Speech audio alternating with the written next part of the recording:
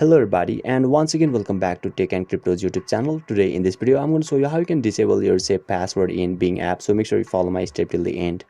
First thing first, I assume that you already have an account on Bing AI app and already logged in, and now right after that you'll be able to see the interface or dashboard of the Bing AI apps on screen, where you can see the profile icon at the top left corner. Just tap over there and now you can see the settings option. So you need to select that option, and now you need to scroll a little bit down unless you find the passwords option. So once you find it, just tap on that option, and now you can see my save passwords is enabled right now. So you simply need to click on that switch and you'll be able to disable it successfully.